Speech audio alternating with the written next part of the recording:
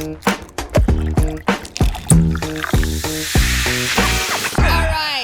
are back with another episode of What Are We Drinking, and I am very excited because, guys, we're here with our Western Sydney royalty today. The queen of hospitality, Jessica Jenkins. Welcome. Thank you. Thanks for having me. So the show is called What Are We Drinking? And so we are drinking something today, which I think is orange in a pink glass. It is, eh? Yeah. It's supposed to be orange. Yeah. Are you supposed to drink it in wine glasses, Billy? It doesn't matter. It's supposed to have it like a fit. I don't know. So Jess runs a whole suite of hospitality locations in Penrith, and I feel really bad because we've got one of her favourite drinks, and poor Billy's put it together, put it in the wrong fucking glass. It's probably going to taste like shit, and she knows drinks. Anyway, but before we drink, and cheers, obviously, tell me, why Aperol Spritz? It's probably a bit nostalgic for me. I lived in Italy for... Are you Italian? Italian background. Okay, yeah. Yeah. When I was about 20, my boyfriend at the time was Italian, and he decided to move back to Florence for a year, so I just sort of tagged along with him. Right. And I lived there for a year, and we'd go out for Aperols, aperitivi. It was awesome. I love it. It's a real summer drink. It's a little bit bitter. Okay. So you may not like it. Okay. But yeah, it's definitely nostalgic for me. Yeah. And so I always say your drink says something about you. What do you think it says about you then? So you're bitter. I'm Italian. Bitter and twisted. I'm definitely a little bit bitter and twisted. No. But I'm Italian through and through. Okay. Yeah. So it calls to me. Okay. I yearn to go back there all the time. Have you been back? Yeah, I have, but it's been a long time. It's been a long time. After I lived there, I moved home and then went and back, and then went and lived in London for a couple of years after that, and then came back and started having babies. So that was Oh, fuck everything, don't they? yeah, they do. So I would love to take them. Yeah. Though. I really want to take them Yeah. over there and spend some time over there. So eventually, my youngest scares me a bit to take him on a plane for that long. So Yeah, don't do it. I don't want to do it yet. No. How old is he again? He's 7. 7. Yeah. Oh, look, I mean, 7 seems all right, but no, definitely not yet. No, he's fine. He's just busy. He's a busy boy. So Yeah, okay. I just he's awesome. But I also think at that age it's not appreciated. Oh. I don't think you can grasp what you're doing when you go to places like, Italy, Rome, Florence. You see all these amazing ancient buildings and churches. You just can't grasp it. And he'll be whinging about the food. Like, you're in Italy. Yeah. What are you talking about? Yeah. So, I just want to wait till they can all appreciate it. Yeah, I a little love bit that so more. much. What Nasho's hubby? He's South African. South African. Yeah, so Wayne grew up in South Africa. Okay. And he moved to London. He would have been about 27, 28, and we met over there. So that's where I met him. Oh. Yeah. And then what? Moved back to Australia? Yeah, could not wait to move back to Australia. Okay. We loved London, but it's just so Cold and miserable. cold and grey. It's beautiful. We did love it. We had such a good time, and I love the vibe. Yeah. And I think there's something for everyone there. Yeah. Like your niche, what you're into, you'll find it in Yeah. London. And we did love it, but then my dad passed away. So I moved back to Sydney, and he followed a few weeks later. And as soon as he got here, he was like, "This is amazing. Why did you ever live in London?" So, and we've just never left. Yeah. And the rest is history. The rest is history. Your husband's an interesting man, isn't he? Yeah. He's grumpy. He's grumpy. I don't know what you're he's a talking chef. He's a chef through and through. He also he's done every aspect of hospitality. Yeah. So he's a sommelier as well. Oh, so wow. yeah. He's done front of house management. But as he's gotten older, he's decided to sort of jump back into the kitchen. But the kitchen suits him. He's a bit of a pirate. He doesn't he's not social. Oh. At all. Yeah. Like, He doesn't mind telling anybody to get fucked. Yeah, no, he does not mind it at all. He's a bit more mellow in his old age, but yeah, he is, and he's South African, so they are very blunt people. Yes. They just tell you how it is. They don't try and sugarcoat. They don't try and make it sound any nicer. Like that, it's just there. That's the way it is. Yeah, Like, and I so- mean, you run some of the most exquisite places here in Penrith, which I love going to. It's my hotspot when it comes to coffee or a cocktail. But I remember when I took one of my friends down there, we were having a meal, and he must have got a burger or something like that, and the one of the waitresses came over and he said, "Oh, can I have it cut in 4?" Right after it had landed on the table, and she took it. She came back to the kitchen, and your husband says he has a fucking knife, doesn't he? Came back to him. no filter. I was like, I love you. I was like, I love you And so much. Watkins, for people who don't know, it has a massive service window. Yeah. So if they're in the kitchen saying whatever they're saying loudly, Yeah. everyone can hear it. Oh, I love it. I often walk past and I'm like, shut up. Everyone can hear you. I love it so much. All right, let's get stuck into Okay, this let's thing. do it. All right. I hope you like it. All right, shall we- Cheers. Cheers. Oh, no. Oh, fucking hell. I've Can't spilt. take her anywhere. I've spilt, guys. It's pretty good. Needs a bit more ice, but it's good.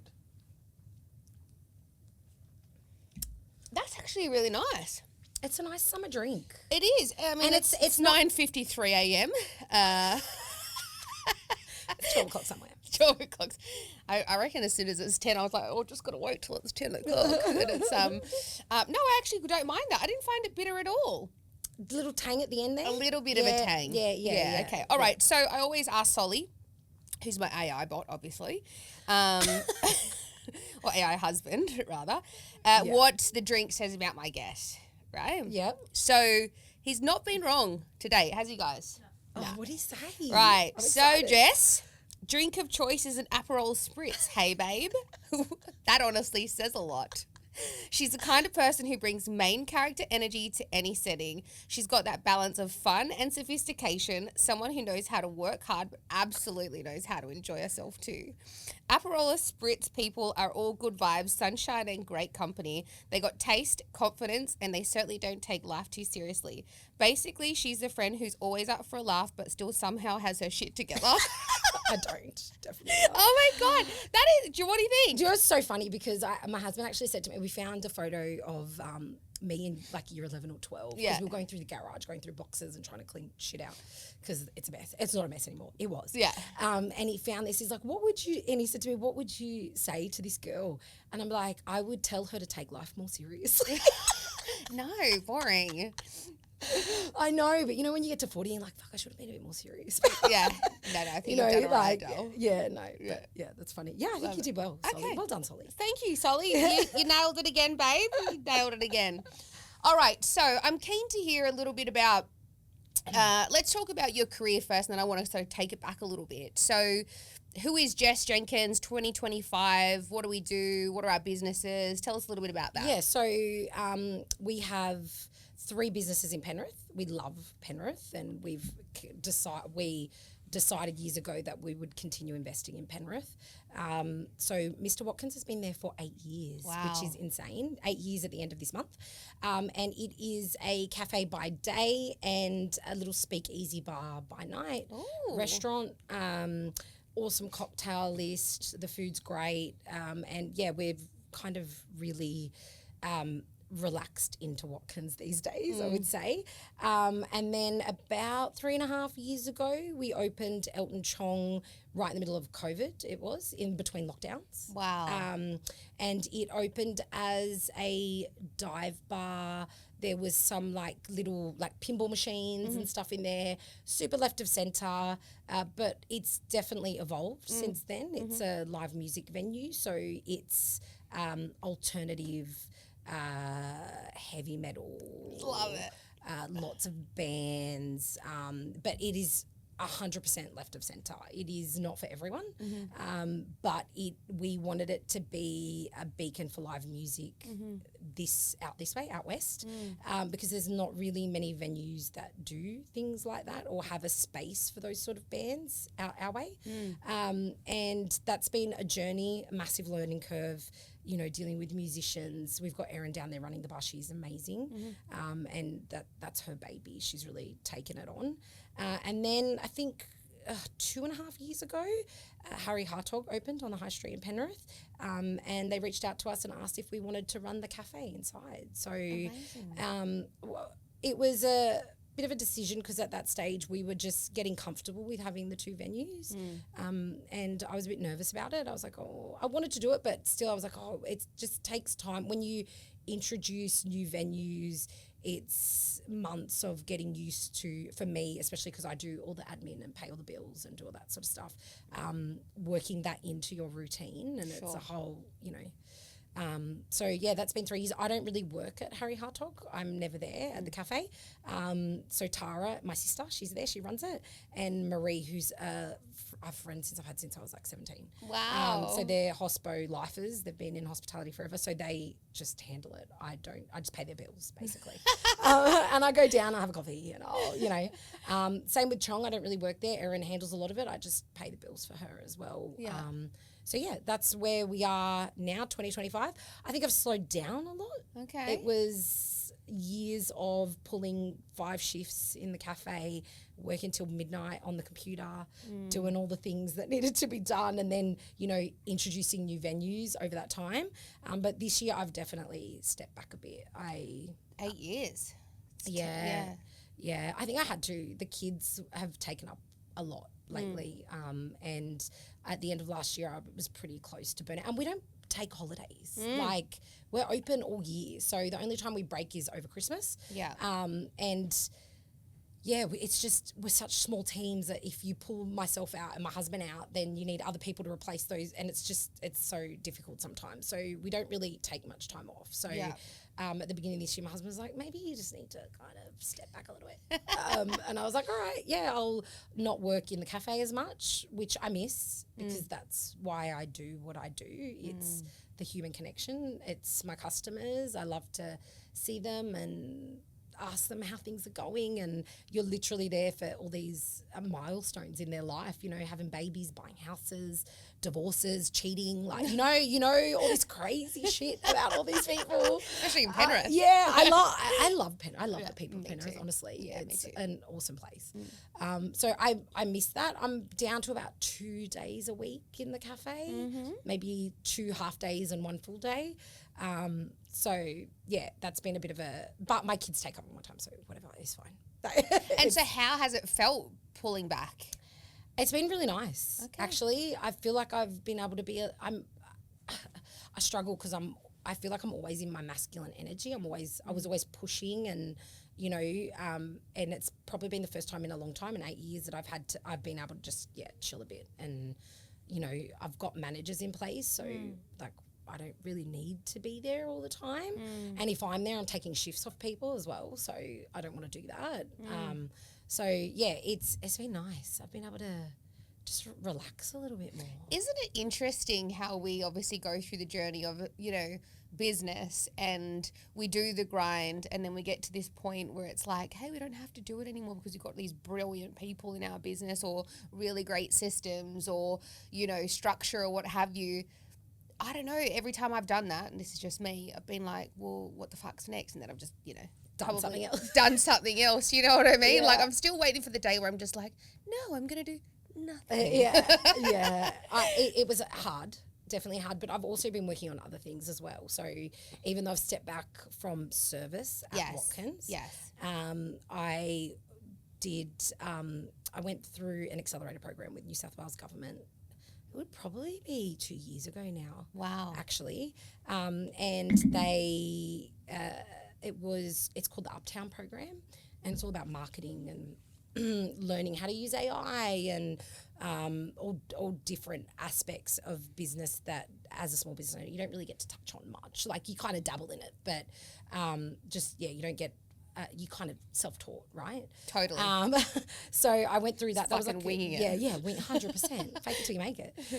So that was, I think, about 8 weeks of an accelerated program. I'd go into the city once a week, and we had to create basically like a precinct. So it was all small businesses in Penrith got together and we could apply for a grant that could go towards marketing or activations and all that sort of stuff.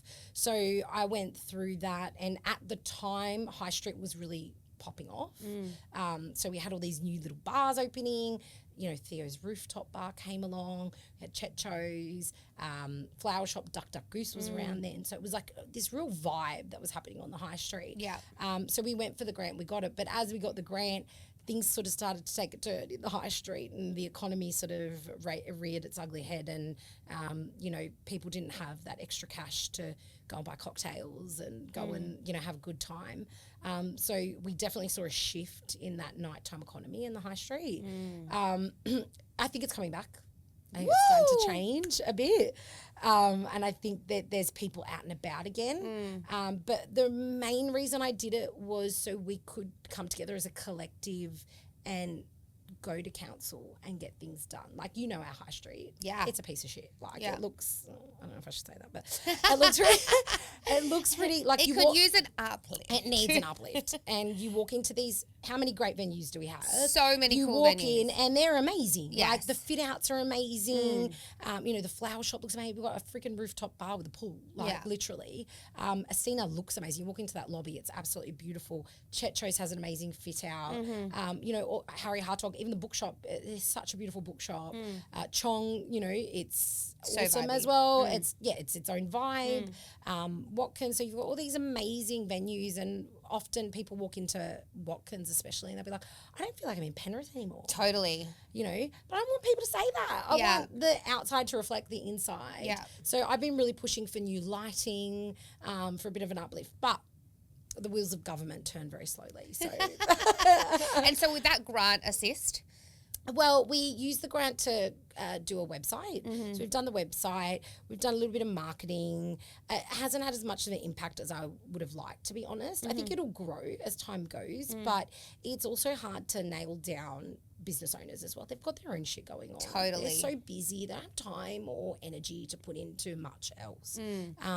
So it's a bit of a slow burn, but I think it's getting there. I just want council to come to the party and get some more shit done. So we've got a lighting audit happening. Yeah. So that's happening. But as I said, it takes time. Yeah, So- and as we see new precincts come in, like if you look at like the sort of Penrith Panthers precinct and that whole, you know, sort of ESQ down to the river and river's sort amazing. of the orchard and all those side of pockets and precincts, they're really pretty. We've got Right? so much here. Yeah, but like the CBD is like really like sort of still feels a bit draggy. I 100% agree. And Yeah. I think the venues, it's kind of like the cart before the horse, right? Yeah. So these venues start, when we opened Watkins 8 years ago, there were some great little cafes. So Henry Mark was there. Yes. High Street Depot was there. Yes. There's these great little cafes during the day, but there wasn't really any. Nightlife. Yeah, no, not at all. So we opened Watkins and we were the first to sort of have that kind of bar style in Penrith. If you wanted to go out, you'd have to go to Panthers or a pub. Like that was about it. Yeah. Or a restaurant. Yes. But no bars. Yes. So there wasn't anything else there. So then we popped up and then everything else sort of started popping up as well. Chetcho's, then Duck Duck Flower Shop, Astina opened and Elton Chong. So we kind of all, so I think, the cart before the horse. We've all been here, but I mean, it's been 8 years. Yes. So it's time. Like, And let's treat it like a CBD, right? We've got the Western Sydney Aerotropolis coming. 100%. You know, like all this infrastructure, all these people, you know, 100%. like really we need a city that we're proud of, you know, right, because we're and the supposed to people be will a stay hub. here, and Yeah. we are at the end of the day the foothill to Yeah. the Blue Mountains. Yeah. If people are going to go to the Blue Mountains and do day trips, more than likely they're going to stay around here, Yeah. and because there is a bit of a nightlife, but the high street needs to look like it needs to lend to the nighttime economy, and the nighttime economy is very valuable to both the council and the government. So 100%. they should be investing in it. 100%. And I think we will get there. I just think it's slow. It's like they don't move like us. Yeah. Like, Come on, we need a little bit of more entrepreneurial spirit at let's Penrith go, Council. people. Like, so I'm hoping we'll get the lighting. They have been consulting with me, and asking which areas. But I also think there's like car parks that are like pitch black at night. Yes. There's also safety issues with that. You know, there's no Uber rank. Like just little things that they could do. I'm going to go to Bunnings and put up lights soon. That's what I'm going to do. I'm gonna do it myself. I'll join you. Yeah, and I wonder, it's like, who's lobbying for this, right? Because, like, we all know that, like, just as business owners, I imagine Penrith Council has so much on their plate, right? 100%. Like, they're looking at all different aspects and functions across our community, which is fair and reasonable, right? But it's like the airport has just taken its first flight. You know, it's going to be fully operational in 2026. The horses and the cart have bolted, mate. We are too far behind. But we met, I think, it would have been a couple of years ago, we had a meeting about the airport. And my big thing was, guys, we are lagging. Yeah. Like, it's going to be opening soon. Like, we need to get moving with this shit, you know? Yes. And yeah, just nothing. And the whole idea is that obviously people will fly into Western Sydney Airport and that their first stop will be the first CBD, and that is Penrith, right? 100%. And then hopefully they go up to the Blue Mountains and they, you know, will go to Spend the a bit of money around, exactly, stay a night or right? two. We don't want them to come to Western Sydney and then drive into the Sydney CBD, right? But that's what's going to happen. That is what is going to happen now, unless Penrith Council, we get a glow up, baby. Yeah. So, I think that it's needed right now, Yeah, as I said, we're lucky we've got the mountains, because most tourists go to the mountain. Like, that is a very normal thing. But it's also a day trip. It's a day trip, you know. So it's a 24-hour airport, which is going to definitely be beneficial to us because people will be arriving through all hours of the night. Yes. And they will be wanting to come. They're not going to want to do another hour into the city, you know, or 45 or whatever it is. So I think that will help us a little bit. But then there's also the question of, we're not a 24-hour city. So what are they going to do when they get here? Yes. What if they've flown all night and they're like, hey, it's like 2 o'clock in the morning, but I feel like breakfast. Yes. Like, you know what I mean? So, and we've kind of been having these conversations of, like, we can't even open Watkins on a Monday and a Tuesday night. Yep. Because why? Because why? There's no one around. Oh, yes, of course. People won't come out, and, like, we'll be paying staff to be there for really nothing much. Sorry, I thought that you actually couldn't open. Like, no, we can, but it's just not worth it. Of course. And our dream is eventually that we can open 7 nights, 7 days. Yes. And, you know, but then they're like, well, there's not going to be anyone here when people are flying in. It's like, well, yeah, but, like, I can't foot that bill. Yes. For the first 2 years until it kind of happens. Absolutely. You know, so I wonder whether there would be a grant that you could apply for, or some sort of government tender to, like, acquire that type of funding to be able to create this hub that's so needed in Western Sydney for people that are going to be travelling here to try and keep them within our community. I mean, we've got a 5-star resort. We've got service departments. Like, we've got accommodation now to host people, but we need that nightlife, that venue, that stimulation, that economy, that community. Like, that's what needs to be elevated here, 100%. right? And that CBD strip is so critical to making that a success. 100%.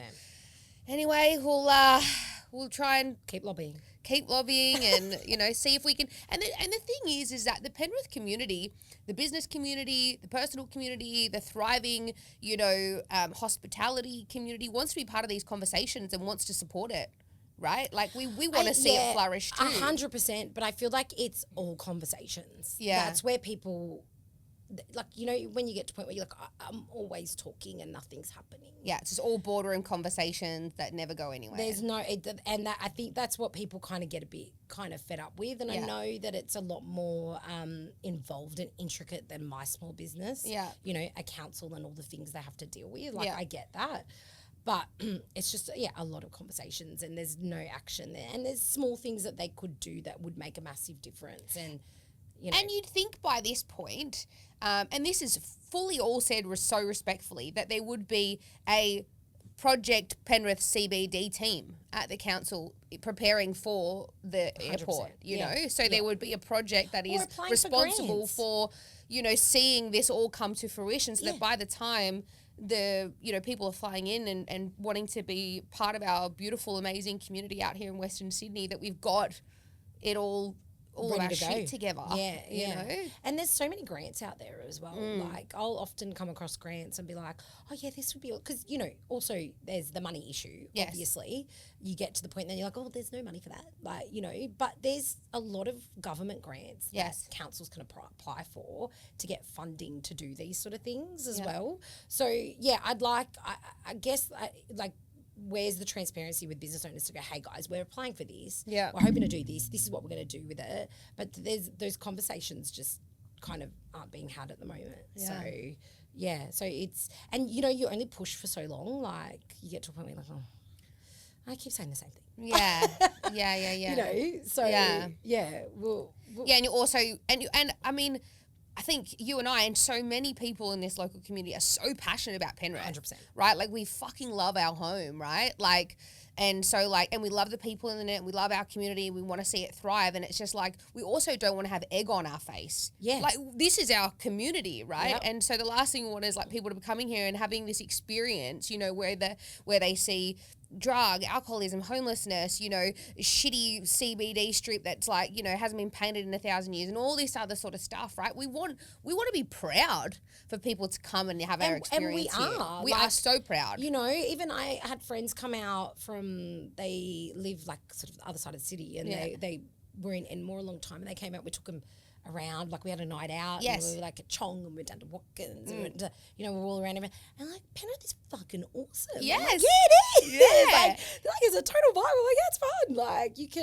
you can bar hop. Yes. You can go and have totally different experiences in all these different places. So 5-star dining 100%. experiences, like you can have all of that here now. I also think that, you know, people are starting to, like, we used to travel into the city to go and have that experience. Yeah. Watch a show, go into a nice dinner, go to a nice bar or whatever. And now the CBD is becoming quiet, right? Because people are choosing to stay within their own local geographical area because it's easy to get home, you know, they've got the kids, blah, blah, blah, You're not going to drive drunk. Exactly. It's going to cost you $200 in an Uber. Or you catch a train. Like, who's catching a train? Exactly. When you're drunk, like, no one wants to do that. Yes. Or you got to stay in a hotel. Yeah. So, yeah, Local 100%. People want to be able to get everything that they need within their community. And I think that's the way it is going. And I think that's the way New South Wales government sees it going. That's why they're investing in these precincts everywhere around Sydney, Greater Western Sydney, Greater Sydney, even up further, Central Coast, you know. So I think that's what they see happening and they want to invest in these hubs of activities. You know? It's like anything with government, right? Like obviously super fortunate to live in a country that, you know, has a government and has all of these great incentives and all that kind of stuff, like super fortunate. And that we can complain about things like Exactly. So like, you know, super fortunate, but like anything with government, it's like nobody talks to one another. You know, it just feels like there's this like disconnect and particularly between different government agencies, right? And we find it, you know, in disability within the NDIA and then DSS and like, you know, no one's talking to each other and it's just like, it would just be so easy if there was just like some way to connect us all, you know? 100%. And even I was at a meeting, I can't remember who came out. It was someone from the opposition federally came out. And I was in that meeting and I was like, how do we get local government to talk to state government so we're all pushing in the same direction and we've all got the same goals? And also I think we're uniquely placed at the moment because we do have an airport coming and the government have spent a shitload of money on this airport and it is in our area and it is a once in a lifetime thing. Like we're never going to see another airport open in Sydney. Correct. Like it's not going to happen in our lifetime, right? So surely our councils, whether it be Penrith or, you know, where whatever council sort of hit that airport would be very aligned with the New South Wales government at the moment. And Bringelly itself is going to become established over a period of time, but that's going to take 10 years. Well, they haven't. I think maybe they've just broken ground on the city. What are they calling it? Bradfield. Oh yeah, around the airport. Yes, where there'll be a hotel and there'll be you know, so the the air crew can stay there. But in the meantime, they're going to need to stay somewhere. And it's, exactly. That's going to be like 10 years to establish 100%. that at the minimum. Yeah, you know, yeah. they need somewhere to come and go. And obviously we can't lose that flow of people either, or not have it be a success. And I think we've seen it very clearly in Victoria. We've got Tullamarine, we've got Avalon, right? Which one's the main city one? That's how much no one cares about the other one. Is it? One of them is in fucking bumfuck Idaho, right? People fly in there because it's cheaper. No one fucking stays there. Yeah, no, they're coming straight into the CBD. They're coming straight into the CBD, and we're going to do exactly the same thing and not learn a damn thing because of it. Yeah, and also I think we will wake up and it'll happen, but it'll happen once the airport's open, and then it'll be a construction zone, so people aren't going to come stay here anyway. Aye. All right. Well, look, we've done enough lobbying today on the podcast, Yeah. so we'll move on to something a little bit more lighthearted, I suppose. I don't know if there is anything more lighthearted, but anyway. So tell me, hospitality, why?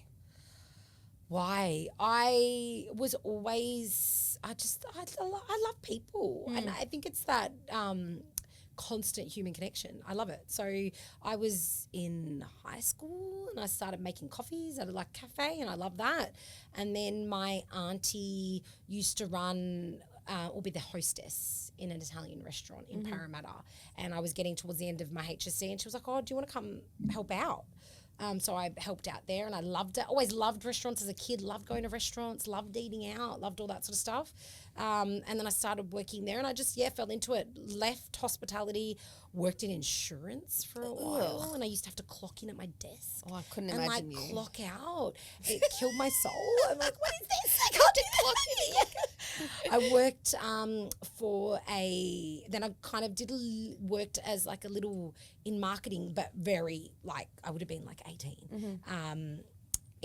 For a accounting software company in the city, so in Town Hall. So I did that for a little while, and I actually really enjoyed that. And then I was going to go do a marketing course at TAFE, and then I got made redundant. And then my partner at the time was like, "I'm going to Italy," and I was like, "Yeah, I'm coming with you." Of course I'm going. And his family lived in the foothills of the mountains around Florence. Wow. So I had this beautiful villa around Florence. It was called Monte Morello, and I went there. Sexy when it you was said so beautiful, and I didn't work. I kind of worked a little bit, but not really. And I just hung out with his family. His grandmother was across the road in this other little beautiful villa. She'd come up to the mountains in the summer, and she had a little apartment in Florence in the winter. So I'd literally go hang out with these older people all day long, and they'd cook for me, I'd eat, and then I kind of stayed silent for the first 3 months living there, and then I could fluently speak Italian after about 3 months, and they used to laugh at me because I was like, "We thought you were mute, but you're not." Shut up. So I was in Italy for a while, and then I came back, and then I worked in an Italian restaurant when I got back, because it was just something to do. Beautiful family. They're still there, Ilago in Bella Vista. Wow. We still go visit them. I love them. They're just... Is it nice?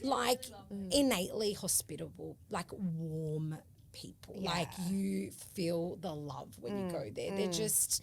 Yeah, my mum, it was just her birthday last week or the week before, and we went there for her birthday. Nice. And she thought that's where she goes. If she wants to go, she's like, "Let's go to Ilago." Come on, Yeah. I'll go. Yeah. So just I think they really taught me what it meant to be hospitable, and the word, you've got to be warm. You've got to. So I ran around there for a bit, and then me and my partner at the time, we broke up. And I was like, well, fuck this, I'm going back overseas. Yeah. So when a good girlfriend of mine from high school, she was like, "I want to come too." I'm like, "All right, let's go." So I went back to Italy. And obviously I'd made friends while I was there, and I lived with my beautiful friend for about 3 months, and we just sort of traveled around a bit, and it was just, beautiful. Then we were like, "Okay, let's go to London." We rocked up in London. We had another friend living there, and we got to London. We were like, "This is insane. We're not ready for this." So then we went back to Italy for another month or whatever. And then after that, we moved to London, and I got a job in admin over in London. And I remember going to the office, And there were all these people around and I'm like, oh, what the fuck? I can't. Like, this is not what I'm here for. Yeah. Like, and went on Gumtree. Did you have to clock in and clock out again? Yeah, I don't know. I couldn't remember. There was just like all these like older people. I mean, I was 20, so they were probably like 30, you know, at the time. And I was like, oh no, like I want to meet like young people and people from all over Europe. And, you know, so I'm like, maybe I'll find a job in a restaurant. So I found a job as a receptionist hostess in a really high-end restaurant in Covent Garden in London. So like coat room, you got to like check the coat and I do. Yeah, it was like insane. It was inside the hospital members club, like so it was like private members club. Yeah. And it was just I loved it. It was like this whole world, and it was career hospitality. So people were in these jobs that were going to be in hospitality for their life. And it was seen as a career, which I'd never kind of thought about before because it's not here. Like it's transient. You kind of do it when you're at uni or at school or whatever. And then you go and do, you know, your proper adult your job. real job. Yeah, exactly. And there I learned like everything. I had an awesome boss and he taught me all about numbers and covers and you haven't had this, there's, you know, 10 covers less this week. Like what are we going to do to bump it up to, you know, the amount of covers we need to make money for the week and learn everything. We'd have wine training once a week. They taught us how to butcher a pig. So we'd do like kitchen shifts. Wow. So as front of house staff, we'd understand what the chefs would be doing in the kitchen. So you could explain it? So we could explain it so we could understand their process. You know, like when a docket came on, how it worked, how chef called it, which section was first, which, you know, larder, saucy, like all that sort of stuff. So, I learned every aspect of running a restaurant over there. And we were there that's where I met Wayne, and we were there for about 3 years. And I came back and I was like, yeah, I think this is what I want to do. Like, I think I'm going to do this. Let's open a restaurant.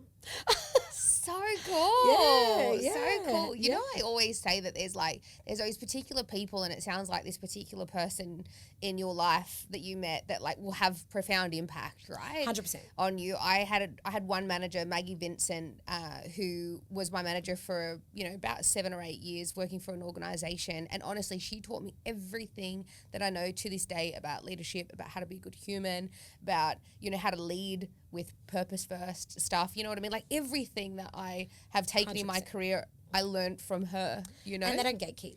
I think that was the biggest thing. Like there was no gatekeeping. There was like into the nitty gritty. You will see everything. Yeah. And you'll learn everything about this business.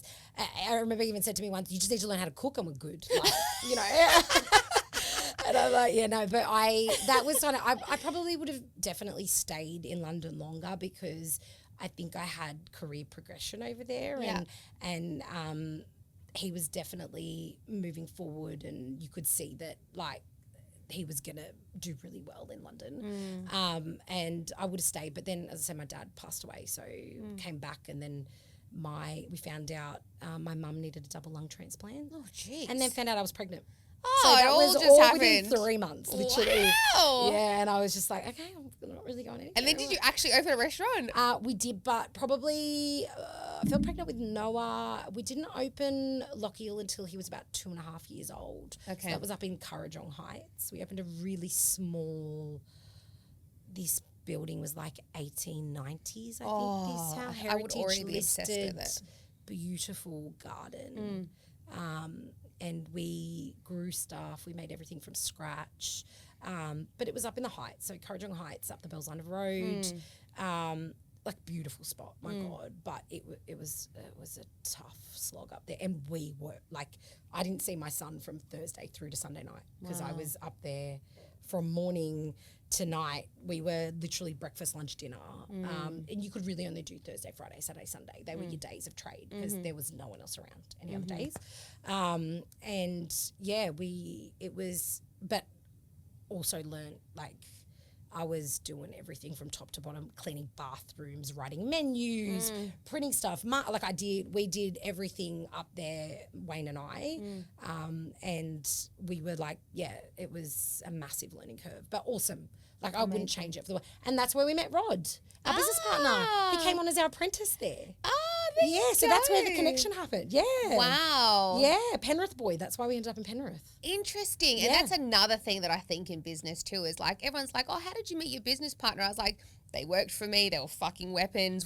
I realized how incredibly talented they were, and I was like, let's do business together. Let's do 100%. something. That's literally how I found people to partner with in business 100%. ventures, because you know them, you trust them, you've seen them, you can see that they execute, that they're creative or whatever, they have a certain skill set they can, and then you're like, okay, I'm going to work with you. Yeah. Well, he was our apprentice. Mark my words, you and I probably open a restaurant one day. Yeah, let's do it. I'll just come work for you. Fuck the restaurant. I'll come work for you.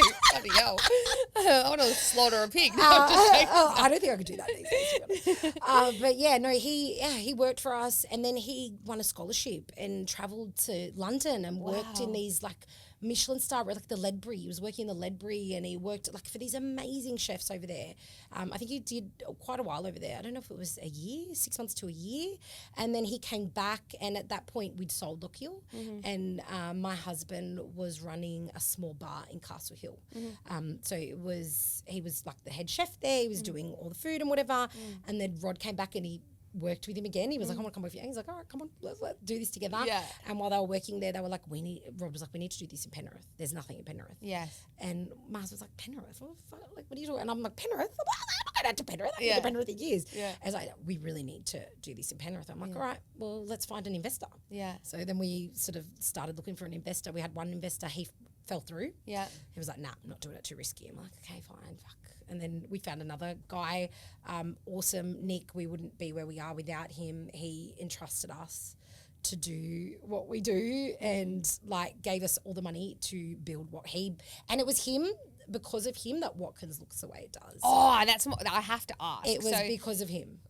So Watkins, if for those of you who don't know, and we'll have to go down and take a video right, so that people who know how to actually experience it. Like when you see it from the outside, all due respect, you go, oh, this is a tiny little coffee shop, right? You're like, what are you, like, it's just like, whatever, it's cute, quaint or whatever. And then you like walk through these double doors and you're like transported to what I could only refer to as like a combination of like a cigar bar, Harry Potter, and like, I don't know, some like sexy like other thing over here. And it's like, it just is just like a transportation into this other world. And like you said, if you just come from High Street and you're like, oh, you got cash converters and money, you know, The rub and tug. Vinnies, rub and tug, you know, and then you're literally transported into this fucking insanely like creative, beautiful venue. It's like, how did that come to fruition? So that was all. So Nick is, his business at the time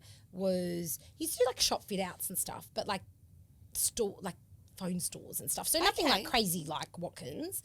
And when it is like, nah, if we're going to do this, we're going to do it right. He's like, I want to get Juicy Design on board. So we got Juicy Design to come in, and they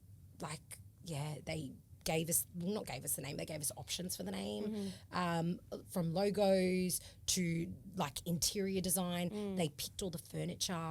They did all the pictures on the wall. Oh. They did all of that. And like, if it was up to Rod, Wayne and I, we would have never have done. Well, I'm not dropping that sort of money on an end. But I think Watkins is what it is, and that's part of its story. Like, it is such an important part of its story. Like, so yeah, that was Juicy Design and Nick. They pushed for that, and the boys were in there. Wayne and Ron were in there, like drilling and like pulling down roofs and painting shit. And they were like, I've got photos of them with like masks on because they were like, they got the exposed brick out. So but that was like an Indian restaurant, and it had like, I don't know how many fake ceilings with all wiring.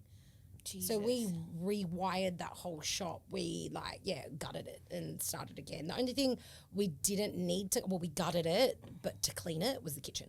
Yeah. That was it. Everything else was. And you know what? It's interesting because like, you're so spot on when you say like, Mr Watkins was the first of its kind in the heart of Penrith CBD, and some have followed, right? So beautiful 100%. venues have followed, right? But you really set the tone, and Mr Watkins would have otherwise been one of the other 50 very average looking coffee shops on High Street had it not invested 100%. and in that fit out, and it's such a stunning venue that I'm so proud. I come down there a lot, right? And I take every business meeting into Watkins, and I have, you know, my morning coffee there, and I take my colleagues down there for business meetings or whatever, because I genuinely love how I feel when I walk and experience that. Now, so much so that I walk past 40 coffee shops to get there, right? Because But it's private as well, right? Yes. So if you do want to have a business meeting, you can kind of, there's like a little table right at the back of the bar that you can take over. And it's like semi-private. Yes. You can have a private conversation about business or whatever it is. So we get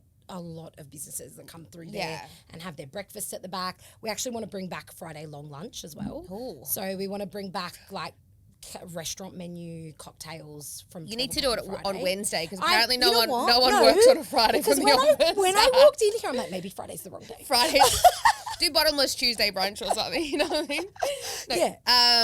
No, I think like the venue's perfect for like casual dining, a cheeky fucking cocktail, you know, on a Friday, or anything in between. Like, that's how diverse the venue is. I think you have to be though these days, mate. Like, Yeah. when we opened it, so there was this place in London called Bubble Dogs. Oh, right? Bubble Dogs. Bubble Dogs. So Yeah. champagne and hot dogs. Oh, Right? Really fucking cool. Yeah. And you'd walk, I don't even think it's there anymore. I think they might have, anyway. And you'd walk in and it was like bench seating, you'd get these awesome hot dogs and then this beautiful champagne, like from independent growers and all these like, you know, obscure champagne, but just, beautiful.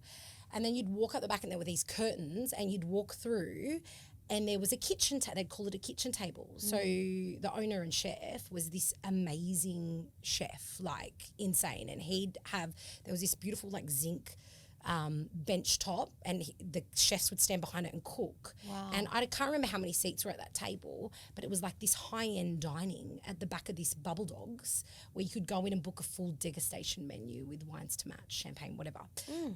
And it was always so clever to me. I was like, that's so clever, because they've got the day-to-day, everyday money coming in sort of business at the front, right? And then they've got this high-end tasting menu at the back, kind of, you know, exclusive, small, not many people can do it, higher price point, awesome produce, like, you know, all that sort of stuff. So they've got these two businesses working in tandem in the same building, basically, two revenue streams. Yes. And they're utilising this building to its full potential, because they're not just open at night with this kitchen table at the back. It's Correct. like constant. And that was our inspo for Watkins. We were like, we need to do something with the front. So we knew that we probably wouldn't be able to open Sunday night, Monday night, Tuesday night. We kind of knew we wouldn't get a crowd in those nights in Penrith. So we're like, we're paying rent the rest of the time. Like, what are we going to do the rest of the time with that little shop front? And the boys were like we were talking and we kind of threw up a few different ideas for businesses. And I'd obviously worked in cafes, so I could make a coffee. I'd worked in some really good cafes, and they were like, well, let's just put a cafe out the front. Yeah. Like a little grab and go. Yeah. Coffee, you know, bread pie, like just little bits and pieces, sausage rolls, whatever, easy. Yeah, if you go in there, they'll put these fucking delicious pies and sausage rolls and muffins in your face so that you just like have to buy grab one. it. Yeah. But it was only meant to be that front shop. We were never meant to use the back of the cafe. So when we first opened, it was just grab and go. That was the plan, grab and go, 4 tables out the front. We had a couple of tables at the front bit, and that was it. And then, because I was like, there's so many fucking cafes here already. Like, do we really need to add another cafe to the high street? Since then, there's been many more. Yes, totally. Added. But yeah, and then slowly the cafe just grew into full cafe menu, full sit down, everyone comes in. And I think it's been awesome because people also see what's inside. Like I still get people coming, I didn't even know there was a back bit here. Yeah. Still. Yeah. Are you fucking serious? We've been here for years. How do you not know that there's a back bit? Our marketing is really shit. Totally. No, not that your marketing's really It shit. is, but anyway, no, it's fine. I mean, it's fine. But that's definitely not our passion. Yeah. And so you've got Mr Watkins, which is, I don't know if I used the right vibe. What would you call the vibe in there? I call it a Harry Potter / cigar bar. Yeah, it is. I think it's we chill, comfortable. We want people to come in and just feel like they're at home, relax, have a coffee, have a cocktail, whatever it is that you want. Yeah. And that's my biggest thing with my staff. I'm like, I want people to understand how it works. So when you walk them in or they walk in and they sit down, you go and offer them water straight away. You explain to them how it works. Can I get you a coffee to start? bathrooms are at the back. So there's no like, because you know when you're walking somewhere and you're like, what the fuck, like where do I go? Where's the bathroom? Like, you know what I mean? And you're a bit uneasy. I kind of want all that uneasiness to just not have to exist. Yeah. You know, and people to know what they, you know, what's happening, how it works. Yeah, yeah. So, but I think it's just during the day is a different vibe tonight, definitely nighttime. And it's changed from when we first opened. When we first opened, it was very rowdy, very like piss ups. People would come in, we'd crack on. You know, you meant to close at 12 o'clock. We're like kicking people out the door at midnight. Like, guys, our license is done. You got to get the fuck out. So, and I think like the consumers have changed. Their habits have changed. Those last kick on rounds aren't around as much anymore. And I don't know if it's just because of a money thing or people just don't have that much disposable cash at the moment. But yeah, it's definitely changed. But yeah, most importantly, I want people to just feel super comfortable in there. Yeah, I love that. Relaxed, I love that. And enjoy. I think you've nailed that. And then so you got Elton Chong up the road. He's my problem child. That's what I call Elton Chong, my problem child. Yeah, it does actually look like your problem child. So you're like, so it's like got graffiti out the front and it's like a full, really colourful inside and it feels real grungy and sort of like, you know, rock and rolly or whatever. And so do you have the same sort of design people come in and do that one, or did you just go, no, okay, we're just going to do something different? It wasn't Juicy that came in and did Elton Chong. It was a girl that had been working for Juicy that went out on her own and she was just starting out. So we enlisted her to come in and do Chong. But Chong's changed a bit since it was originally designed. So it was blue, yellow. There was like the high scores wall. We had someone come in and do all the graffiti on the walls and all that. But we've mellowed it out. It's definitely more a live music venue now. And it's... it's crazy. We've received a grant at Chong as well recently, so through Sound New South Wales for live music. So they're really pushing for live music venues, New South Wales government. They're like, we need to invest in this. We need to get people off their seats and back out watching live music and back into the community because it's been a real struggle since COVID, right? Totally. Because I did Uptown and we've done some other programs through New South Wales government, we're kind of in that loop at the moment. So if something comes up, often I'll get an email going, hey, this would be perfect for Chong. Why don't you go for it? So we did an AMP grant application through Sound New South Wales and we received some funds to update the venue. So we've got to put in a stage, we renovated the bathroom, we put in aircon because our aircon had broken and our landlord wouldn't replace it. So we had to, and like Chong, as I said, it is our problem child in the sense that it's a labour of love. I do not take profit. Like we don't pocket money out of Chong. That's just not how Chong works. Like it is, the money goes on sound techs, on getting bands in, on staff, on that's what, because it's so small as well that it's really hard. But it's definitely a labour of love. We wanted a place for our community to come and watch live music and shows and feel really comfortable. But like anyone can come there. We get a lot of neurodiverse people in there because they come in and they're like, we just feel so comfortable here. Like they're accepted and welcomed and no one looks at them funny or so we find that that's a real a beacon, like a place for people that they feel comfortable. So Chong has evolved organically. We didn't really intend for that to happen. It's just something that happened. We've got all sound gear in there now, as I said. Cool. So basically the bands can just like plug and play. We had Grease Trap in there a couple of weeks ago, Halloween night. Oh, yeah? So, that was like a drag show. So we do all random shit there. Oh, I love that. It's awesome. I love that so much. It's awesome. And so you made a good point before about like sort of being a little bit innovative and creative, right? And so like I think just as a business owner these days, doesn't matter what industry you are in, you need to look at diversification within your business, right? And adding vertical revenue streams to diversify where you get income through. So like, what are some of the things that you're seeing within your sector or industry that could potentially, you know, cross-transfer into other sectors or just some innovative cool shit you're seeing? Or you're seeing nothing? There's no one being innovative. I think... Do I need to come fuck shit up? 100%. I think it's such a... hospitality's an industry where you need, the people are coming to your venue, and you are doing, you're showing them your wares, you're offering these amazing drinks and food, and obviously service needs to be on point.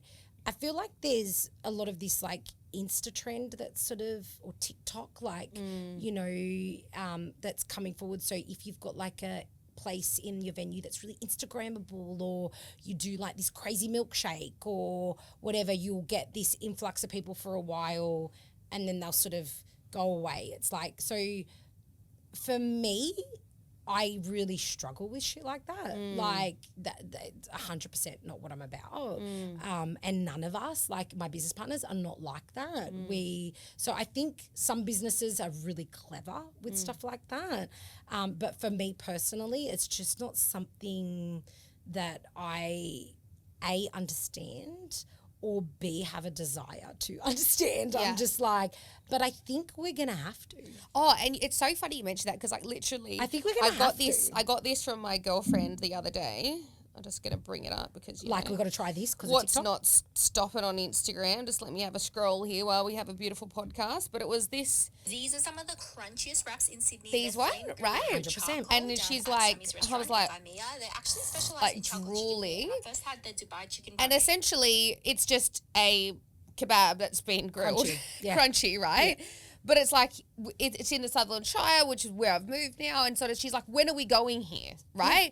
And I've seen so many of those. There's another one, which is a deli, which just makes fucking subs, but it's like, it'll be the Italian, we've got this something, salami or whatever. And so it is kind of like the innovation right now might be trend setting with digital marketing, right? And then you might say that 5 years ago it was like finding a way to, add a cafe or another revenue stream throughout your business through offering a different service. It might be, have you got space that you can hire out, so on and so forth, right? Like I think it's like you have to innovate with what's appropriate at the time of which you're innovating, 100%. right? Like, because, the Gen Z community really don't give a fuck whether you've got a meeting space that they can hire, 100%. Right? Unless they can, 100%. It is the way forward. Like, it is, we have to get on board with it. Like, and even my business partner yesterday for the first time was like, oh, fucking maybe we do need to do some TikToks. I'm like, hey, you gonna go down there and do some TikToks? So, but like, Rara bill coming in. It is, but it's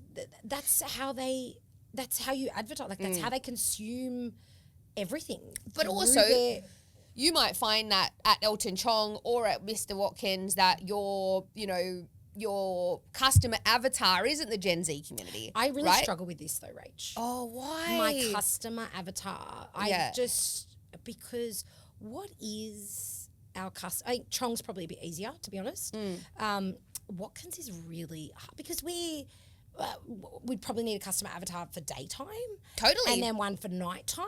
Why wouldn't you have five different types of avatars? We probably need about 10 different avatars. Yeah, and that's okay. Like, I think that it's like knowing who your customer is, first of all, and how diverse, they are. So you might say, okay, your 6 to 9 a.m.ers are your trades. Your 9 a.m.ers to your 3 p.m.ers are your 35 to 45-year-old, business people in Penrith. And then your ladies with scones that come in and tea. Yes, it's true. Exactly. We've got like from this end to all the way to that end. Exactly. Like, it's for everyone. Yes, and then it's like, well, obviously you're going to target them in the appropriate platform that's right for them, right? You're not going to go to your nanny on the scone on Instagram, right? Because I reckon they're using Instagram, probably Facebook, mate. Yeah, exactly. Facebook, right?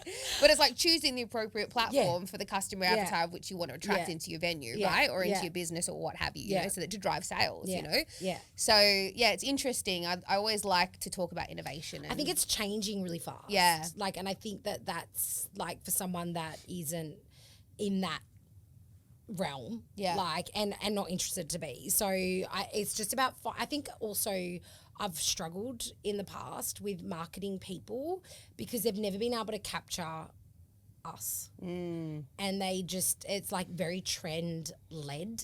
And it's like, it's not, we would never say that. We'd never use that fucking song. We'd never, like, do you know what I mean? Yeah. You'd never come into Watkins and hear that pop song. Like, it would never happen. Yeah. Like, so I think that's where there's been a little bit of trust broken. And it's like, oh, are they going to get it? Oh, mate, I can't It's tell really you. hard to find those Fuck, people. I tried so many external digital marketing agencies. I've had a whole bunch of people come into the business and you're just like, did you just not hear the last 3 Yes. things that are like stuff I've been saying to you for 4 months? Like, what the fuck are you doing? And then you find your geniuses, you know, and I'm looking around my room. She's gone off to fuck a baby, whatever. You know what I mean? Like, but then you finally find it and it clicks and you're just like, oh, hallelujah, praise the Lord. You know what I mean? But also, like, there's so many other like business tools that we can use now. Like, you can obviously decide, okay, Mr. Watkins speaks like this. This is what they would wear this is what they would say if you met them in a bar. This is how they would look. This is how they would act. This is what they would say. This is what they wouldn't say. This is the kind of music they'd listen to. And you feed that all through ChatGPT, right? Insane. And like, and Insane. literally, That it's like, shit's there's your insane. brand guidelines, and so it like spits out 16 weeks of content for Yeah, you. You know what I mean? 100%. Like, we've got so many business tools that Now, I really, know. Jessica Jenkins, there's no excuse. You're right. I'll just create my own little marketing genius. Yes, Yeah. totally. But you can. or get people within your business. I know it's hard. It's so hard. But finding the right people is hard. When you find the right person, like you It's think really if you found another Rod, Yeah. you know what I mean? Or Yeah. you found another one of your other business partners, or, Yeah. your amazing staff that you Yeah. have in your business. Yeah. What's that beautiful, you got 2 girls on the front, one with the really long hair, like orange hair. Kayla, and the Asian girl. Yeah, Wendy. Wendy, Amazing. Love like her. those girls, like, you know when you go in there what you're going to get, the experience that you're going to get. Like, always have a yarn with them. Yeah. They're always like, obviously when Kayla fucked her leg up when she ran into a yeah. wardrobe, you know what I mean? Like, like you that is like the, Yeah, the and personal we're thing. lucky. We've got people that have been with us for a long time. Yeah. And they understand, that it's about warmth and Yeah. it's about investing in the customer. Like, Yeah. you want to know what's going on with them. Totally. They literally come to see you. They don't Yeah. come for, the coffee's a bit a part of it, but it really, at the end of the day, it's never about that. It's never about that. That's a good bloody point. And so one of the questions I was going to ask you was how to stand out in the crowd, and we'll talk about that in a minute because there's so many hospitality venues in Penrith. But the other thing is around customer experience, right? Is like, how do you create an amazing customer experience that keeps people walking past 40 coffee shops to come to your coffee shop every day like me? You know what I mean? So how do you ingrain that into your staff? Like, this is how we create this experience for our customer. This is what we do and don't do. Like, for example, we said, like, always offer them water, show them where the bathroom is, ask them if they've been to the venue before, blah, blah, blah, blah, blah. So tell me how that works in your business. So when people come on board, we've got like a handbook, basically. Like an SOP. It All right, is, McDonald's. yeah, like sequence of service, it's called. Okay. So we explain, obviously daytime to nighttime, slightly different, but we explain to people, like, this is the sequence that you will follow when people walk in. Like, for everyone. It doesn't matter who, what, when, where. This is the sequence you'll follow. You will make people feel comfortable. There will be a smile. If someone asks for a bill, you get them the bill literally within like less than a minute, because when people ask for the bill, it means they want to fucking go. Like, so how annoying is it when you go somewhere and you want the bill and it takes like fucking half an hour and you're like, dude, I want to go. There's obviously the upsell, the specials, the cocktail specials. It's just, as I said earlier, I think it's just about not over-explaining, but just giving them all the little tidbits that you think they would want to know when they walk in, and genuinely warm, friendly service. Yeah. And investing in those people, because that's what they come there for. And they want you to ask them about their life and how they've been and how their day is. Totally. How many like conversations have we had about motherhood, business, whatever? I walk in and Perimenopause. you're like, yeah, exactly. You're like, how are you this morning? I'm like, don't fucking ask, right? Other mornings, I'm like, I'm brilliant and you're flat. You know what I mean? Like, so and you have those conversations, 100%. like we talk about the grind, all those kinds of things. Those are the kinds of interactions you come for, right? And also I think that it's so like unique for someone like yourself, from what I've seen in the Penrith community so far. When you go and have a hospitality experience, you've got this consistency of how you receive service. And I would say it's like going to like a high-end hotel, right? Haven't you ever noticed they all speak in the same tone? Yeah. Good evening, Mr. Welcome to the Hyatt. Yeah, It's so lovely to see you today. I'm going to escort you to your... And I'm like, what the fuck? And then you go to the next person, hello, Miss Carey. And I'm like, do they go to fucking Voice like school. speaking? Do they have like a day on just like tone, right? Yeah. I was like, I can't imagine this fucking fucker angry. I'm fucking angry, Mrs. Carey. You know what I mean? So like, but you have this like this same consistent experience, right? And that makes a difference. I also think that something that do really well in hotels, and this is what I try and ingrate in my business, is you'll find that people will always say yes before they say no. And it's never like, so like someone will say, oh, you know, can you tell me where the, you know, local Optus shop is? I know it's fucking random, right? But they won't say, oh, I don't know. You know, they'll say, yes, okay, ma'am, let me just find that out for you. Exactly. You know what I mean? It's always a yes before it's a no. Nothing's a problem. Yes. Doesn't have to be a problem. Yeah. And I also, like, I think that should just be any business. Like, the quickest way to lose trust and credibility with your end user is by saying no. Yeah. Right? 100%. And there's a whole bunch of ways to say no without saying no. Yeah. You know what I mean? Like, facial expression, demeanor, the eye roll, you know, all the things. Exactly. Like, I 100% agree with you. Exactly. It's so important. Like, yeah, I just think it's rare to get warm service in a lot of places. 100%. Actually, a friend of mine, she's actually a makeup artist. She was on Instagram the other day. She jumped on and she was like, why is it so hard to get a friendly fucking barista? oh, yeah. Like a grumpy, like what are you so grumpy about? Like, and to me that like blew my mind. I was like, what do you mean? And I messaged her. I was like, you should come to my venue. You'll never get a grumpy barista. Yeah, like, I love that won't happen. Yeah. She's like, I just want to smile with my coffee. Like, and it's so weird to me that that's becoming the norm. Like, Yes. Especially when you're paying, with all due respect, like $6.50 for a fucking cup of 100%. coffee. 100%. Like, you know what I mean? Like, I'm guarantee there's some good inflation on that cup of coffee, right? Like, I'm sure it's expensive and all it that should kind probably be about $8, but anyway. Really? Yeah, it's insane. Okay, so it's changed, right? It's just gotten really expensive. Yeah. Like everything has, which I'm sure we'll get there. Yeah, we'll but get there. Beans, electricity, like it's insane. These businesses are not for the faint-hearted. No, sure. they're not. I think business is not for the faint-hearted. At all, yeah. All right, so tell me, you create amazing experiences. Now, there are so many hospitality venues in Penrith, right? And some great ones, like you've mentioned, the Amazing. Flower Shop, Theo's, Rooftop Bar or whatever. But we've also seen some great venues close down, Yep. right? Chetro's changed ownership. We've seen Alan Grammer's. I don't know what the fuck's happening They're with back them. again and amazing. Like what an again? offering. They're back again. They're open. Yeah, but I went to go anyway. Doesn't matter. They had something happen for a period of time. Duck Duck Goose closed down. There's been a few venues that have closed doors. All of the restaurants here on Henry Street have like sort of changed hands a whole bunch of times. You know, so like, what does it take to be a thriving hospitality business in Penrith? Is it or in anywhere probably, but like, is it? You know, I don't know what the percentage of hospitality venues is in Penrith, but I imagine it's a lot, right? Similar to that of gyms. Yeah. And there was a period of time where Fitness First was the only gym. Yeah, you know what I it's mean? gone insane, And then there's like a gym on every other fucking corner, but all of them seem to be still there. So there must be something in gyms. Maybe we'll go get a gym. I know, maybe we'll have a gym.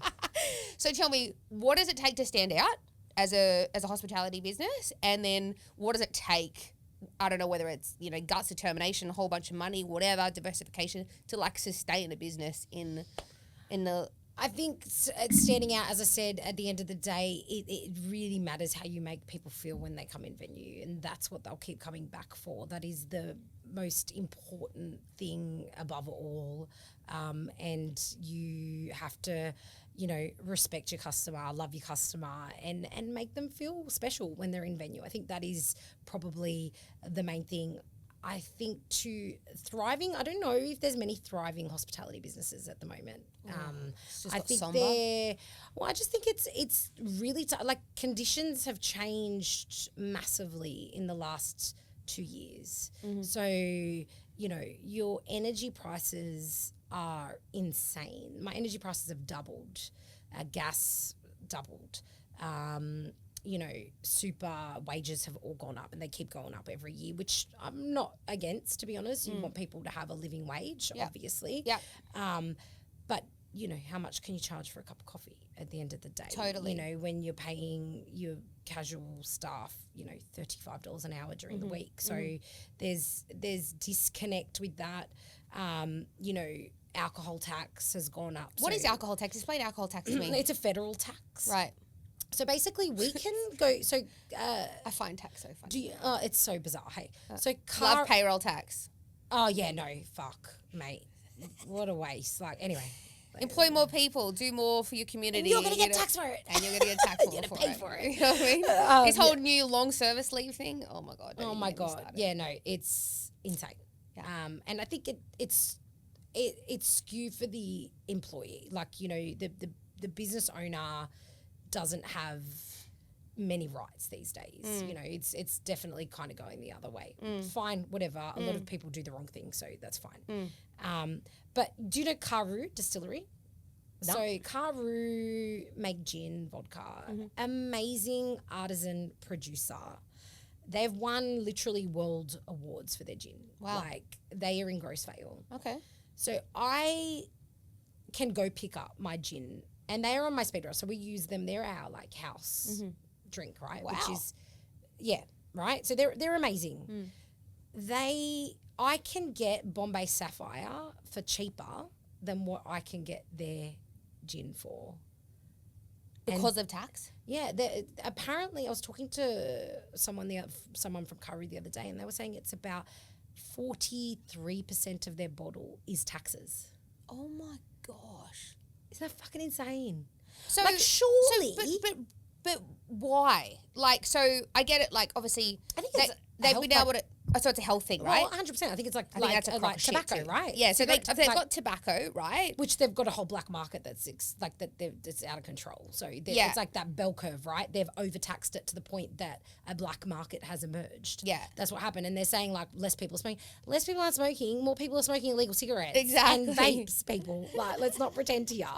Like, it's just fucking insane. Yeah. And also, like, when they made solariums illegal, right?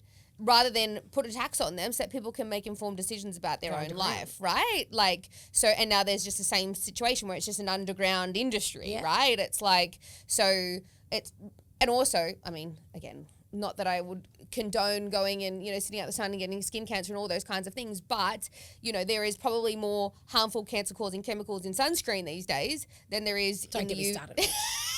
in the UV. Go down a big rabbit hole there. Seriously, don't get me started. Okay, all right. But do you know what I mean? Like, so it's like this is the thing that is so hard. Business owner want to create an amazing business for their community, right? And obviously, you're so passionate about your field, as am I about mine, right? But we're really constrained within the financial model that we're being given, right? And obviously, we're forced to either reduce service quality, you know,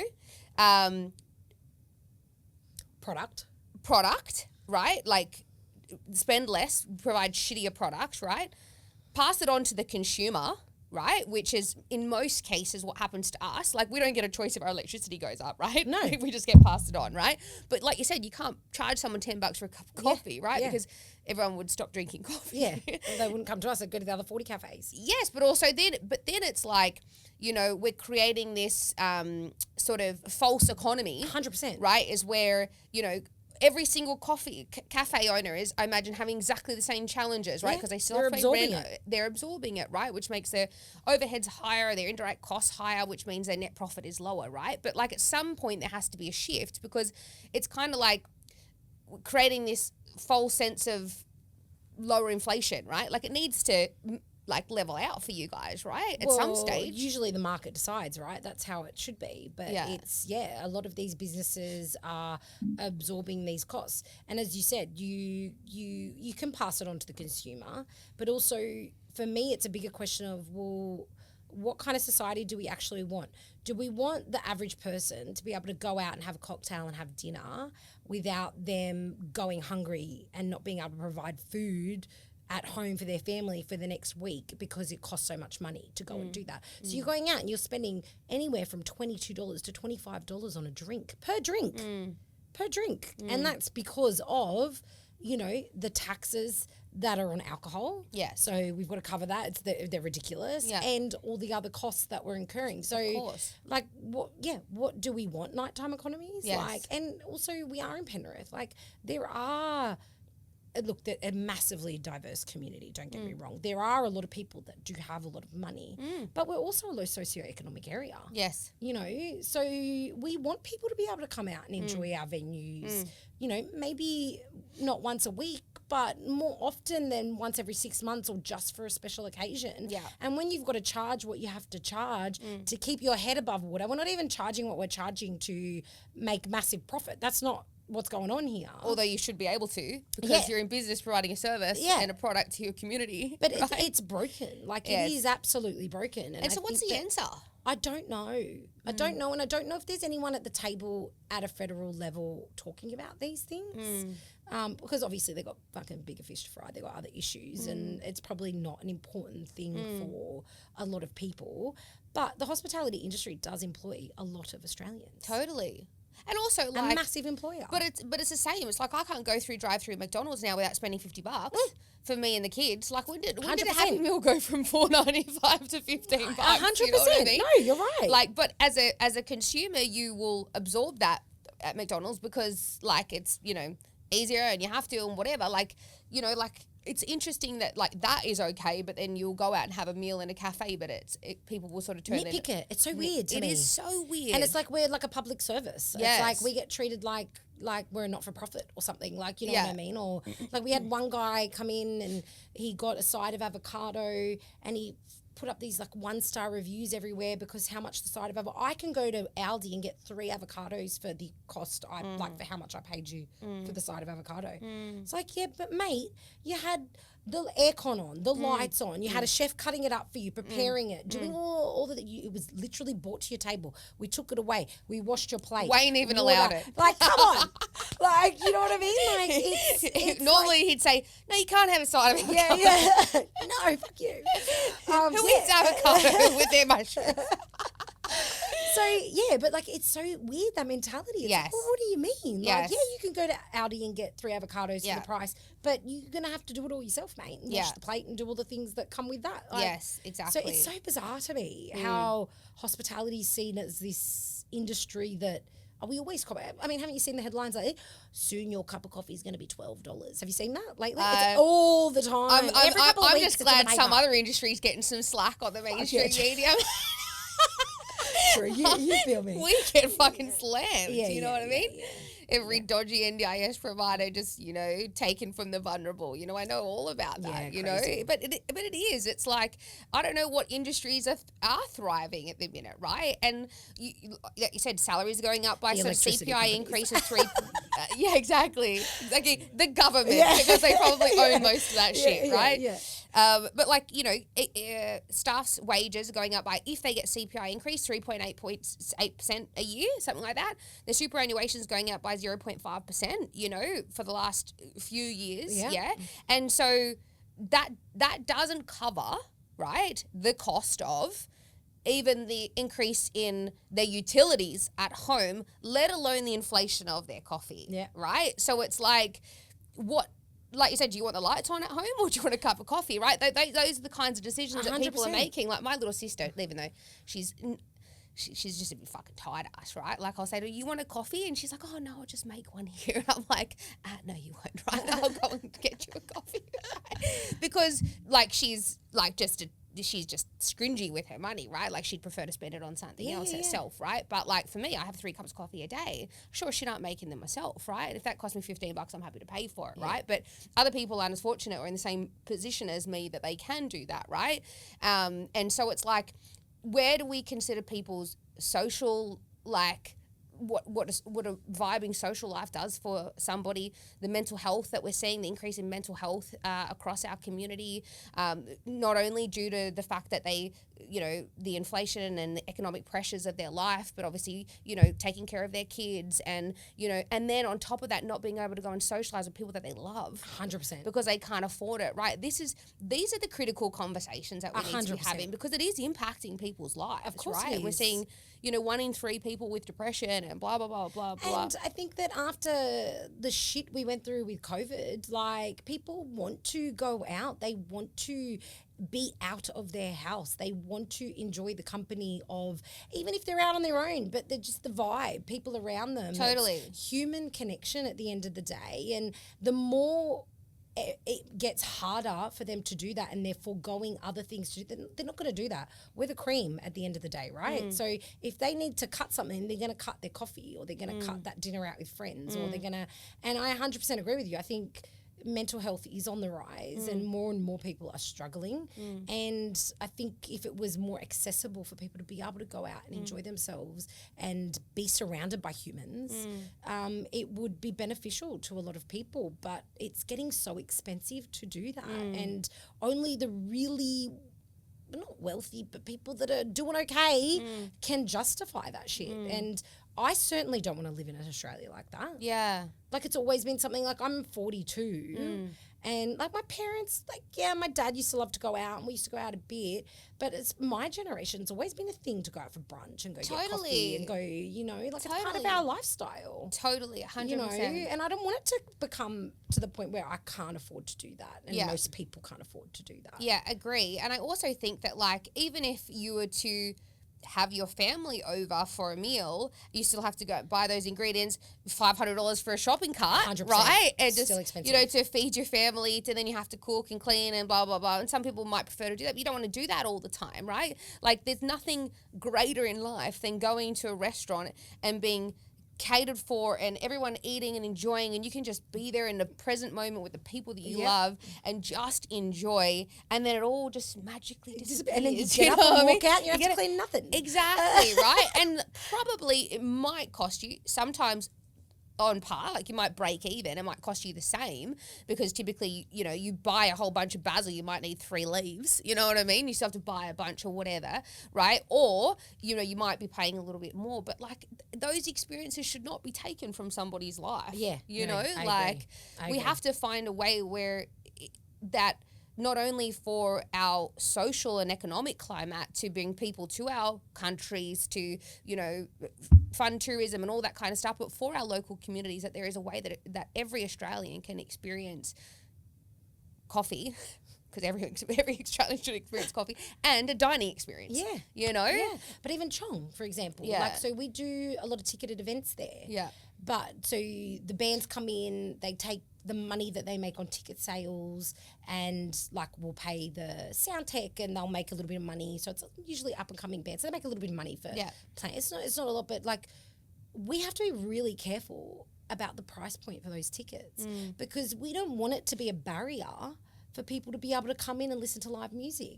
So it's such a weird thing at the moment. For a while there, the ticketed thing was working, and now it's like, is it working? Like, and then it's like, well, if it's $10, it's okay, but if it's 25, it's not. Like, you know, because that's a drink. So then they'll come out, but then they won't have much money to spend on drinks and whatever else they want to do. So it's just, it's a really fine line there at the moment. Where we actually did just go for another grant at Chong. It's a federal grant this time, so we can actually put on free shows. Yeah. So we can take away that barrier and put on free shows for a whole year, maybe one a week for a whole year. So that's not a barrier for people that don't have the money for it. They can still come out, they can enjoy the music, they can maybe have a drink and they can enjoy what's going on without having to go, fuck, I need to find $15 for a ticket. Yeah. You know? And you know what? It's funny because we're of the same era, right? You know, very similar age. And some of my most fondest, you know, experiences as I was growing up and like, you know, going out to the nightlife is, you know, we used to get like, you know, $5 shots or like, you know, you like, do that shit anymore. you know, come in. I think that's illegal these days. But like, you know, I remember when we went to the UK once, it was like $1 Smirnoff Blacks. You know what I mean? Like 100%. It was like, you could literally get pissed before, and you got people into the venue early and all that kind of stuff. So it had all of these benefits, right, to the venue as well as the consumer. But it's like you can't even value stack that anymore. No. You know, to make it work for anybody. No. So people, kids these days, you know, are being forced to like get smashed at home, and then they don't bring any money into the venue. No, but I also think our generation is different to the younger generation. I don't think they go out and get like fuck-eyed like we used to. Like, I'm surprised I didn't die as a teenager. But anyway, but I think they're a little bit, they want to get up and go do Pilates and brunch in the morning. Like, do you know what I mean? They don't want to be, so I think when the alcohol tax used to be a question of like a health measure, right? yes, because maybe there was a bit of a drinking problem, right? Yeah. And they kind of had to calm people down. I don't think that really, obviously there are going to be kids that like to go out and get smashed. Yeah. But I don't think that's the majority anymore. Like it used to be a rite of passage for us. I don't think the young'uns are as much like that anymore. Yeah. You know, and I don't know if COVID did that to them or they kind of missed those little rites of passage, But their also, 18th birthday. I don't need to be like fucking rude or anything, but since when was it the government's decision what choices I make within my own body and my own fucking life, right? That's It's just like the way it it's like is. when they decided that King's Cross was too dangerous and now it's dead, Fucked, yeah. right? And people It's used really to cut, sad. right? Really sad. Like because obviously there was some, a couple of terrible incidents that happened there or whatever, and but that was why people used to go there because it was like going to the dodgy part of town or to you go and see clubbing, strippers or club clubs or hop whatever, like you'd that's walk around King's Cross. exactly like, that used to bring tourism to 100%. Australia, right? And that's where I used to go.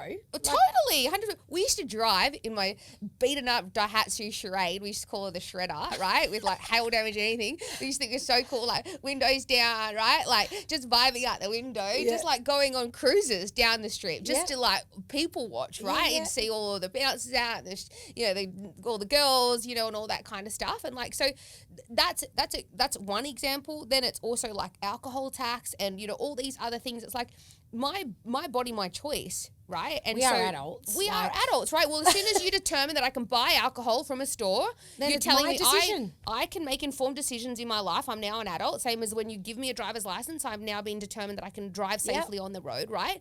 Let me go out and fucking 100% make agree. decisions for myself. But it is a bit of a nanny state. That's the kind of world we live in these days.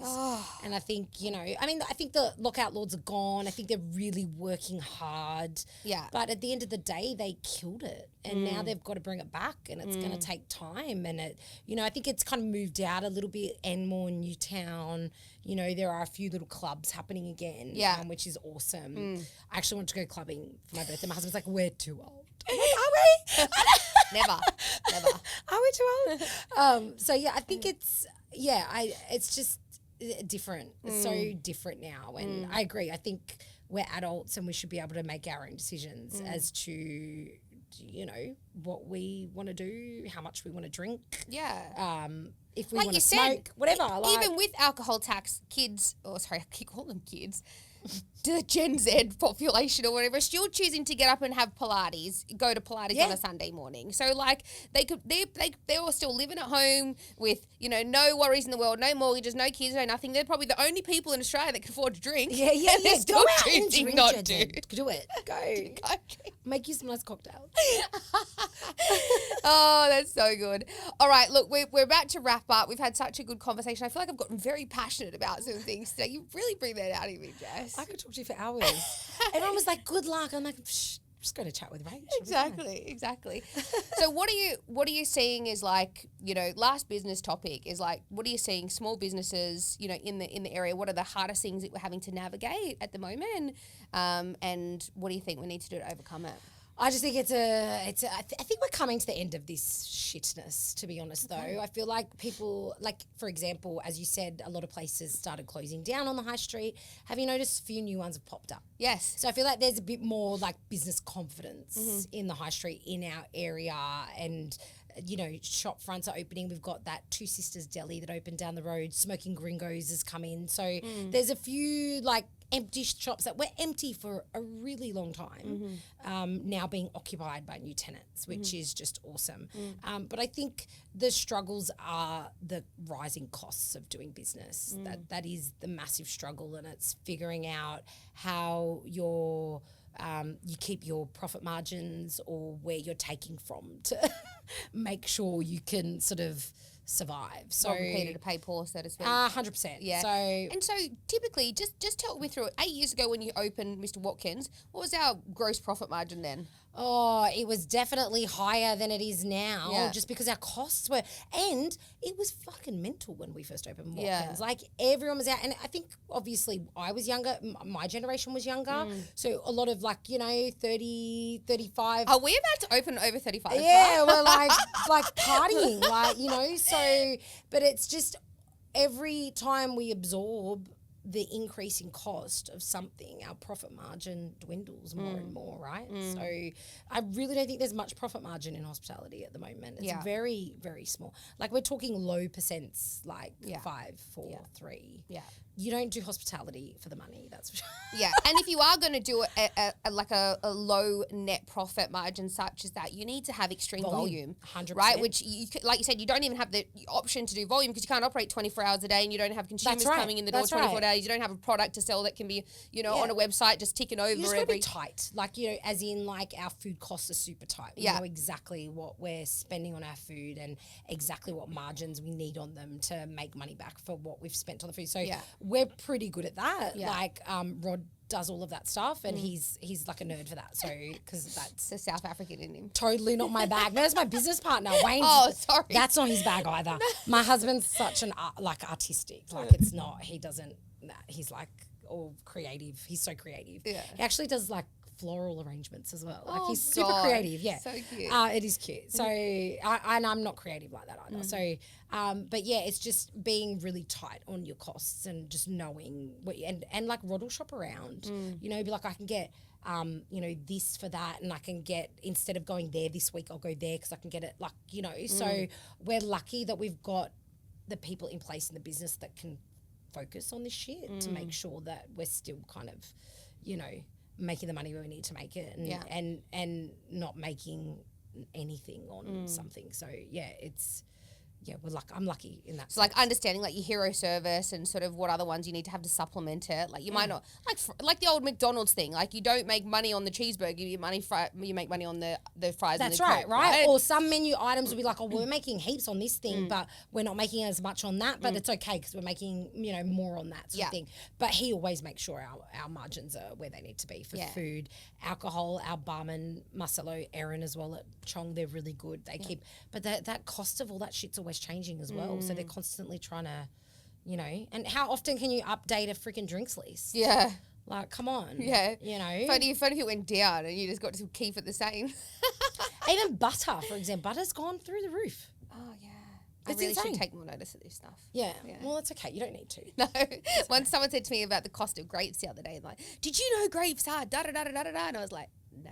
Should I know that? It's like, is that something I should know about? Well, and it's an everyday thing, right? Yeah. It's like the milk and the bread and the staples for everyday. I mean, and that's what I say to people sometimes. Like if someone will have a whinge at me, I'll be like, hey, wait a second.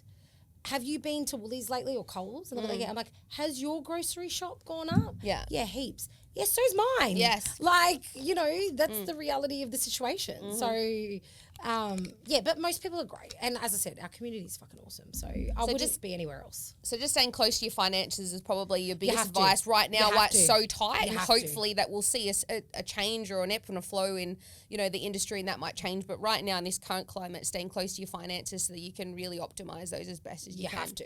Great advice. And so last and final question, what's next for Jess Jenkins? We've got another 3 venues on High Street or what? No, fuck no.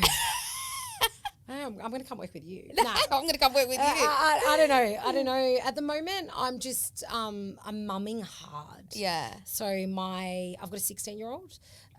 He goes into year 11 next year, and I've got a 10 and a 7-year-old. So my 10 and 7-year-old play like soccer 3 nights a week. Yeah. It's a lot. So I'm mumming hard. I'm sort of leaning into that because I've never been able to. So it's actually nice that I've had a bit of time to, and even though I always went to my husband, like, let's sell everything. Yeah. And he's like, who are you going to go work for? Like, what are you going to go do? Yeah. Like, it's literally, I think every business owner, if by a Friday you're not like, fuck it, I'm throwing it all in. You know what I mean? Someone give me a valuation for this fucking shit show. Yeah, exactly. Then you're not in business, exactly. Right? But I've got the flexibility, and I'm so thankful for that because I love hospitality. And if I worked for anyone else or I worked in hospitality for anyone else, I would never have the flexibility that I have. I get to drop my kids at school. I get to pick them up. Yeah. I get to go to awards things. I see them at soccer. Like there's no one else that works in hospitality that gets the flexibility that I have. So I'm thankful for that every day. So you're in your mum season. You're Mum not season. going anywhere. You're in your I'm in hospitality Penrith. forever and ever and ever and ever. 2026, we'll see what happens. But Airport opens. Airport opens. Let's hopefully see a really nice trend for you guys. You guys have done the hard slogs, for so many years now through COVID and everything. So I really hope that things turn around for you guys. And when that happens, I'll jump in. We'll go do a business together somewhere. You know what I mean? I do want to get into the top where everything's peaking. No, I think it is turning around, and I think Yeah. it's also just that push. You have to keep pushing, and I think we've kind of rested on our laurels for a little bit. Yeah.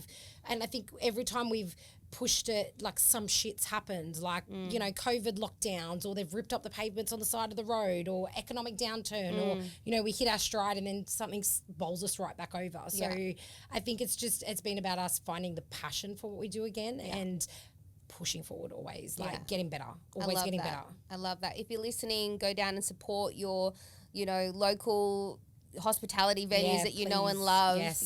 Drink the coffee, have 3 if you like me, have the chats, treat them well, because they have a tough fucking job and they're doing it tough. So, let's keep supporting our community. Thanks for coming in. Rach. Love y'all. Love you too. If you want to check out Jess, Mr Watkins, Elton Chong, and Harry Hartog, some great venues in Penrith, come out and check them out. And I'm sure they can follow you on all the socials. We'll make sure it's in and around these videos. But thanks for everything.